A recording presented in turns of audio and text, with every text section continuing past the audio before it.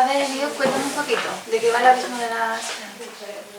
Creo que va básicamente de dos cosas principales, y una es que va de personajes que representan esta eterna terquedad del ser humano de buscar respuestas fuera de sí mismo para las cosas que le agobian antes de buscar dentro de sí mismo en ellas, ¿no? Es decir, buscar causas exteriores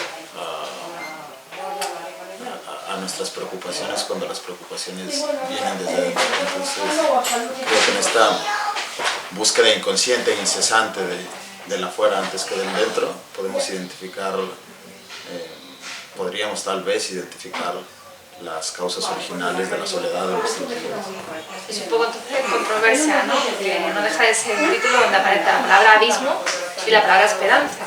Entonces, tus personajes se encuentran más en el lado del abismo o en el lado de la esperanza.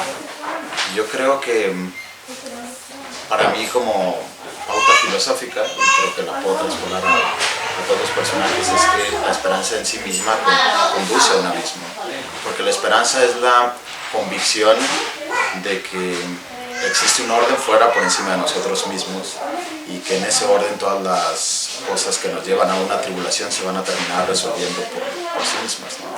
Es el estar atado permanente a la esperanza nos conduce a un abismo del que caemos en un vórtice del que nunca podemos salir, porque para cuando caemos en cuenta de que nosotros somos los que tenemos que tomar las acciones y control de nuestra propia existencia y de las consecuencias de nuestros actos, pues muchas de las veces muy tarde no para redimirte o para reencauzar tu camino, pero probablemente las cosas que te importaban en el momento que diste cuenta de ello las has perdido ya. Entonces es un abismo que no caes de repente en él, sino que es un vórtice que te va arrastrando hacia allá. Y por eso hablo mucho acerca de que es la falta de introspección, la falta del compromiso con nosotros mismos, de entender que la construcción interna es la que encuentra respuestas y no la externa, porque para cuando entonces nos damos cuenta de ello es quizá demasiado tarde.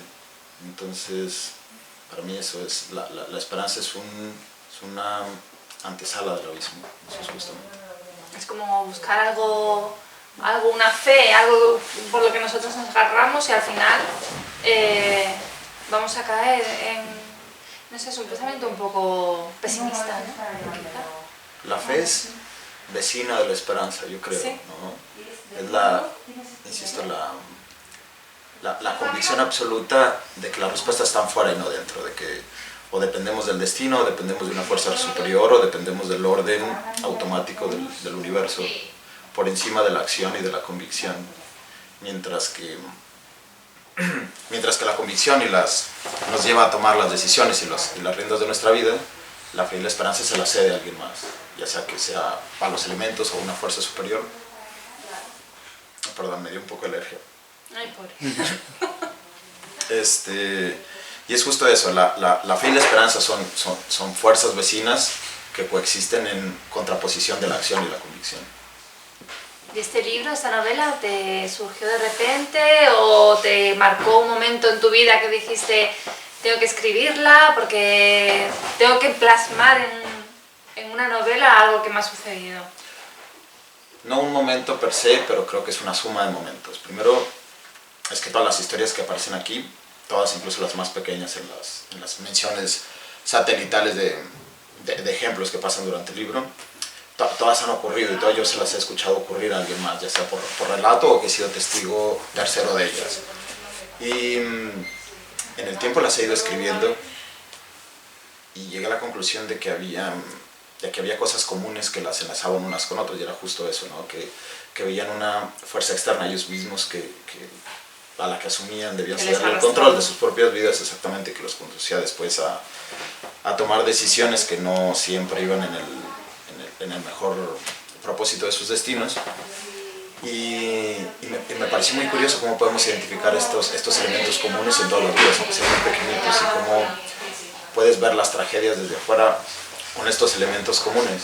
Y entonces no fue solo un momento de todas estas historias, sino que fueron distintos momentos que me llevaron a tratar de hacer una proposición literaria bajo este concepto, bajo el concepto de la esperanza y del abismo, tomando un montón de historias que ocurrieron en la vida real, que para mí fue muy curioso cómo pues, podemos identificar las mismas causas de la tragedia en todos. Y es muy extraño, no importa qué edad tengas, no importa qué estrato social pertenezcas, tienen estos elementos que parecen compartir vidas que de primera mano pareciera que no comparten muchas cosas entre ellos. ¿Y hay parte biográfica? ¿Estás tú ahí metido de alguna manera en alguna de esas historias? Debería ser, ¿no? Yo creo que la construcción de cualquier propuesta debe impregnarse un poco de ti mismo, porque volvemos a la idea de que la construcción debe venir de adentro hacia afuera, no importa que tomes cosas externas para construir un concepto, el concepto viene de dentro. Obviamente para llegar a él tomas las herramientas que la gente alrededor de tu vida te ha ayudado a construir o te ha dado la pauta para hacerlo, te ha dado formación o has aprendido cosas a través del ejemplo de otros, ya sea a propósito o no. Entonces siempre viene algo de ti mismo, y si no fuera así creo que pierde mucho de valor cualquier construcción de ideas o cualquier propuesta, ya sea literaria, de pintura, plástico o la vida misma, si no tiene algo bueno o malo de ti mismo, particularmente lo malo, sería un poco ególatra de cualquier creador, del sentido que sea tratar de decir, bueno, pues voy a poner todas las cosas buenas que tengo a mí. Yo creo que la parte más autocrítica que puedes hacer como persona en la vida y en cualquier cosa es exponer lo malo, no como un ejercicio de autosabotaje, sino de autocrítica, de construcción, ¿no? Transparentar los claroscuros de la persona también da pauta para que tu obra sea mucho más auténtica, pero tenga profundidad, tenga los vórtices y los relieves. Claro, sí, la parte negativa tuya es la más difícil de exponer, y sobre todo eso tiene. Si hay cosas mías ahí en el libro, son mis propias experiencias negativas y las propias cosas que yo en algún momento pensé que no fueron constructivas en su momento. Y entonces ahora hay que ventilarlas como una construcción. Bueno, no deja de ser un poco de catarsis, ¿no? A la hora de escribir cosas que realmente son complicadas de mostrar, pero bueno, el hecho de escribirlas quizás también, pues eso, te provoca pues esa liberación, Y también es un poco de empatía por las historias de otros, porque entonces cuando tú tienes un ejercicio catártico interno, también puedes hacerlo con los otros, tratar de ponerse en sus zapatos cuando les ocurrieron tal o cual cosas y tomaron tal o cual decisión, ¿no? No creo que las personas sean unidimensionales cuando ejercen un acto negativo, ya sea contra sí mismos o contra otros. No lo hacen per se pensando en que son malvados. Hay un relieve, hay una profundidad y hay razones que los llevaron a pensar o actuar de tal o cual forma en ese momento. Y cuando tú haces la catarsis interna de ponerte de hacerte a ti mismo la pregunta de qué estarían pasando para llegar a ese punto, eres empático con ellos. No tienes que justificarlos, pero tratas de entenderlos por lo menos. Claro. Yo creo que por ahí va mucho. Si tenéis alguna pregunta vosotros. Bueno, yo como persona que no escribe y no me sentiría capaz de dar coherencia a un relato, me gustaría saber cuál es la técnica que sigues a la hora de ponerte delante de una hoja y decir, voy a escribir, o sea, ¿sabes? Esa hoja en blanco. Claro. Ese ordenador en blanco. Yo creo que sí es primero un proceso de identificar con claridad qué es lo que quieres proponer y de qué quieres hablar, ¿no? Estoy seguro que la construcción del pensamiento debe generar valor. Primero, antes de escribir, te planteas si lo que construyes realmente aporta valor. Si no te lo quedas para ti mismo, si no puedes construir una cosa que comparta algo. Pero sí, después viene la otra parte que es como de técnica, de darle cadencia, de darle continuidad a una historia, de que sea sólida en el largo plazo, de que sea consistente, de que si bien tenga valles, crestas y nodos y que la historia se desenvuelva a distintas velocidades, pues por lo menos tenga los elementos mínimos de cadencia para que sea solvente en la estructura. Yo creo que es la parte más difícil, que es como la de construcción con ladrillos, ¿no? La parte más de edificar una pared más allá de la inspiración, pues. Y eso es algo que hay que construir, y la técnica básicamente es diseñar una velocidad a la que quieres contar las cosas, tener muy claro qué vas a contar, en qué parte de la historia, y ser muy consistente con las ideas, de que haya una propuesta, aunque sean ejemplos muy simples o sean conceptos menos profundos conceptos más profundos que pudiera haber en otra parte en otro capítulo, que pues por lo menos tengan una propuesta en cada uno de ellos, de que no sean construcciones de relleno que alenten una obra o que la hagan más larga necesariamente, o que la corten cuando te quedas corto de ideas. Y va por ahí, es la parte más difícil porque es una parte de adquirir técnicas y de adquirir ética de trabajo, y es la parte más difícil. Yo creo que todos tenemos cosas que aportar en el sentido de que hemos vivido y tenemos experiencias que si las ponemos en un crisol resultarían interesantes y aportarían cosas para otros en el término de experiencia humana. Pero entonces la parte del ejercicio del trabajo como escritor, del oficio mismo, es la de justo eso, diseñar los ladrillos con los que construyes esta pared. Y justo eso es. Pero muchas veces, bueno, hay muchos autores que dicen que hay veces que sus propios personajes toman vida propia y a lo mejor tienes una idea preconcebida de lo que quieres escribir y al final acabas escribiendo como que ellos mismos te van guiando, te van moviendo, y de repente tienes una historia que a lo mejor no tiene nada que ver con lo que tú a priori pensabas que iba a suceder. No sé si eso te ha pasado a ti o ya de por sí tenías la historia bastante bien encauzada. Creo que quien dice eso tiene razón. Creo que no importa que diseñes por completo la psicología de un personaje, creo que cuando empieces a tener un diálogo con él seguramente va a empezar a hablar con sus propias ideas. Y sí, seguramente termina guiándote en parte hacia donde él mismo quiere ir cuando lo comprendes y cuando tiene una dimensión más completa. Pero sí creo que la otra parte del trabajo en el que sí tienes que diseñar qué parte del personaje vas a contar y qué parte no, es esencial, porque caso contrario acabarías en ocasiones contando el día al día que no aporta nada a la historia del personaje. Pero sí es cierto, el personaje te habla, hay un diálogo interno entre tú y él seguramente, y a veces te lleva en caminos que no sabías, o te preguntas cosas de él que son importantes para la obra, para darle contexto al lector de qué clase de persona es, o de qué tan compleja es, o de qué tan fuerte es, o qué tan débil es. Y cuando buscas los elementos de ejemplo que pudieran transmitirle al lector todas estas condiciones y características del personaje, el personaje te habla y te dice qué le gustaba comer, o qué le gustaba beber, o qué haría en un día lluvioso, si se protegería con un paraguas o no. Son las pequeñas cosas que el personaje te dice y después tú le dices al lector para que él entienda la dimensión del personaje, ¿no? Y también tengo una idea más completa de la psicología, te adentra a la obra y te adentra a lo que le pasó y lo comprendas y lo entiendas. ¿A qué tipo de público está destinado La Desnudada Esperanza? ¿A un público heterogéneo o bien crees tú que debería leerlo, pues no sé, alguien específico que necesitara en algún momento algo especial para su vida o para, no sé, que se encuentre en un momento especial de su vida? No me identifico ahora un caso específico ni un grupo demográfico objetivo de lector, pero sí creo que es un libro de mucha oportunidad. Creo que sí es algo del que puedes tomar cosas si estás en un momento complejo, pero también creo que puedes encontrar cosas positivas y negativas, y es un libro que por accidente sí solo cae en tus manos y no te está pasando nada más que no tienes otra cosa que leer. Creo que sí tiene aportes en escalas diversas. Sí creo que está orientado a un público más adulto. Creo que el tema, sin ser una narrativa cruda, es una serie de historias que necesitan de un público más avanzado para entender la profundidad de los personajes y de la historia. Pero más allá de eso, creo que es una obra muy noble en el sentido de que es muy fácil de asimilar y de comprender, y que el estilo de narración que utiliza es muy accesible. ¿Y si lo tuvieras que definir con 3 palabras? Creo... Ahí te dan. Sí, Eso es muy difícil para sí. él. 3 palabras es un límite. Es bastante limitado, ¿no? Y, ¿sabes? Creo que cuando elegí el título traté de elegir un título que tuviera estas 2 o 3 palabras que fueran muy fuertes y que lo conmensurara de esa misma forma. Entonces no lo haría en 3, lo haría en 2, y es abismo y esperanza, y la liga que tiene una cosa con la otra, pero también la yuxtaposición que son estos dos conceptos. El yang de esa... Sí, claro, como una cosa no puede existir sin la otra.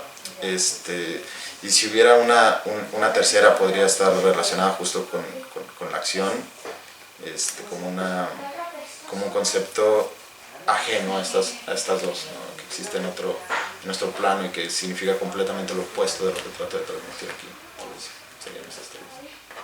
Yo tengo una pregunta, no tanto en torno al libro, porque ya sabes que solo he leído un par de capítulos, y me lo acabo de comprar y lo leeré en su momento, pero que como vienes de la otra parte del mundo, de ahí de los mares que decimos aquí, y hablando de abismos y esperanzas, aquí hay algo que preocupa, o que a mí me preocupa, que es el auge del fascismo de ultraderecha en Europa, especialmente bueno, en España y en el entorno de nuestro país.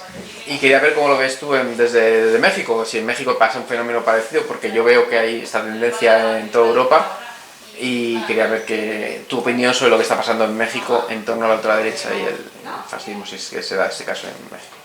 Claro, en América Latina, prácticamente toda América Latina hay una aparición de movimientos de derecha y de ultraderecha.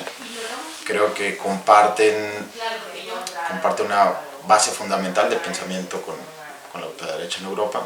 Sí creo que tienen un sustento distinto, mientras que la derecha en América Latina se para en sus objetivos sobre propuestas de cambio y no de sostenimiento del mismo modelo anterior que se hacen en Europa, por una razón muy específica, y es que los modelos de Estado en América Latina tienen muy poco tiempo consolidados, pero sí creo que es preocupante tanto para Europa como para América Latina, para el caso de México en particular, como movimientos intolerantes comienzan a tomar fuerza, y más que sean grupos bien organizados y bien alimentados por ideologías muy claras y que están bien organizados y que en esa buena organización tienen mayor capacidad de movilización. Yo creo que la mayor preocupación es que al ciudadano de a pie las ideas de intolerancia y la identificación de enemigos comunes muy tangibles y unidimensionales le empieza a hacer sentido.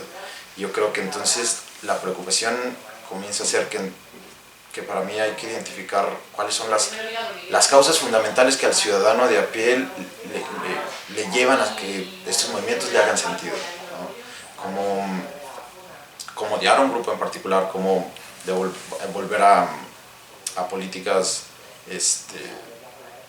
intransitorias le hace sentido, porque entonces para mí, si en esta parábola de ser intolerantes con los intolerantes que estuviera completamente permeada en el colectivo, estos movimientos jamás encontrarían sustento, pero lo encuentran fuerza política y comienzan a crecer y tienen una base de movilización que se identifica con ellos y que encuentran las mismas causas, y yo creo que para mí eso es lo preocupante, porque entonces hay movimientos que parece que con mucha facilidad van a comenzar a acceder al poder y es Aquí en España hay la influencia de un grupo mexicano de ultraderecha, se llama el Yunque.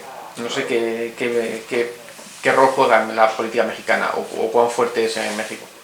Yo creo que el Yunque se fue disolviendo. Sin ser un especialista en el tema, el Yunque encontró su mayor ámbito de poder entre 2006 y 2014, 2012. Probablemente durante el gobierno de Vicente Fox Quesada y después con Felipe Calderón Hinojosa, pierde un poco cuando el revolucionario institucional retoma el poder, y creo que la derecha se diversificó. Y otra cosa que está pasando muy interesante en América Latina es que también hay movimientos de izquierda, no necesariamente alineados al pensamiento socialista, que comparten o que tienen coincidencias con la derecha. Y también lo que ha pasado en México es que esta nueva izquierda sectaria ha también terminado pulverizando a los movimientos de derecha. Creo que han perdido mucho poder, el Yunque sobre todo ya no tiene acceso ni al poder político. Lo que vemos ahora es una marabunta oficialista de izquierda centro, pero insisto que tiene estas líneas ideológicas también que comparte con la derecha, el antifeminismo, el sectarismo, comparte estas mismas prácticas de corrupción de antaño, la misma movilización electoral con fines muy específicos de conservarse en el poder. Y entonces la derecha ha comenzado a perder poder, y entonces los lazos que tenía el Yunque con el viejo continente es donde han encontrado pequeños núcleos donde seguir vivos. Por eso es muy interesante cómo México se pulverizó, y entonces se han hecho acá lazos con grupos acá, y es como se han mantenido vivos y vigentes. Yo sigo un poco con el asunto que ¿Qué te preocupa? No me preocupa, pero que me interesa, que es cómo se imagina un escritor la historia, ¿no? En este sentido, pues vivimos en una sociedad muy audiovisual, ¿no? Sí. Entonces quiero saber, tú por ejemplo puedes imaginarte cuando tú estás escribiendo la novela como si fuera una película, y en relación con esto, ¿tú crees que hay una relación muy directa entre los escritores y los cineastas, entre el cine y la literatura? Sí, quizás si vemos el guión de cine, por ejemplo, desde fuera como como un género literario, encontramos que hay dos corrientes principales, ¿no? El escritor de guión, que es muy descriptivo y le entrega a un director un mapa completo de una escena, con detalles, con colores, con olores, y que es descriptivo en todas sus partes. Y luego está el otro guión, que le deja la interpretación del artista visual, como ve él una escena en particular. Pero sí, obviamente sí es un género que está enlazado inmediatamente, no necesariamente todas las obras literarias pueden traspolarse al cine. Sí creo que podrían traspolarse a otras propuestas de creación de arte, quizá al teatro, si no es al cine, pero sí comparten muchos elementos, y sí creo que si hay un deber mínimo cuando es una construcción literaria, ser mínimamente descriptivo y poder parar al lector en la escena, y que él pueda voltear alrededor y darse cuenta dónde está parado. Pero no solo es la narrativa de los detalles específicos de la escena que está transcurriendo, sino también las actitudes de los personajes. Debes describirlas hasta cierta profundidad, que al lector también le quede claro si en ese momento debe sentir miedo o tensión, o si ve actitudes pasivas o agresivas de los personajes. Y entre más descriptiva es una obra, y en esa descripción contribuye con el desarrollo de la historia, supongo que es más sencillo traspolarla a artes audiovisuales, porque entonces, si bien una película nunca toma todos los elementos que están en la obra, solo toma los que le son útiles, pues entre más elementos tengas de detalle a cuadro, pues es más fácil elegir cuáles son útiles y cuáles crean valor cuando lo pasas a una obra audiovisual, ¿no? Entonces sí, son géneros que comparten frontera, pero no todas las obras necesariamente pueden ir al arte audiovisual, ¿no? Por lo menos no a la filmografía. ¿Y la tuya en concreto? ¿Tú crees que Sí, creo que sí, cuando la escribí pensé que podía traspolarlo. Yo originalmente soy guionista, entonces hay mucho del interés de crear obras audiovisuales, hay mucho de ello en el estilo. Y sí, cuando la escribí sí pensé que podíamos en algún punto, obviamente hay que hacer un ejercicio adicional de creación. Sí creo que sin ningún problema podría, con el director adecuado, con la infraestructura adecuada, sí pasar a construir una obra en otro formato, seguro. Bueno, pues Yo creo. ¿os ha gustado la presentación? Sí. Muy bien. Si queréis decir algo más, ¿quieres decir tú algo más? Sí, quiero decir que quiero expresarle mi agradecimiento a la editorial. Para mí ha sido muy gratificante venir. También decía que era un ejercicio personal venir hasta acá, que no había un interés comercial en venir acá y saludaros, pero sí era un símbolo para mí, y para mí es una epítome de las cosas que quiero hacer, y cómo entiendo la construcción y el compromiso de hacer una obra, como todas las partes se deben ser solidarias, y esa es la razón por la que estaba acá. Y entonces en esa construcción he encontrado solidaridad de parte suya, y he encontrado una misma forma de pensamiento, aunque tengamos actividades distintas, y es muy interesante encontrarse con gente que piensa en la misma ruta que tú, en la misma órbita, aunque estemos tan lejos. Y para mí es muy interesante y muy gratificante. También servía de paso para encontrarme con viejos amigos, que también para mí era un milestone que quería hacer, y que estuvo en mi agenda muchos años, y que se estuvo posponiendo por ninguna razón en particular, solo la pereza de la vida adulta. Y entonces pues, ha sido una experiencia muy gratificante, aunque tenga acá 36 horas apenas. Ya valió la pena. Pues nada, muchísimas gracias por venir.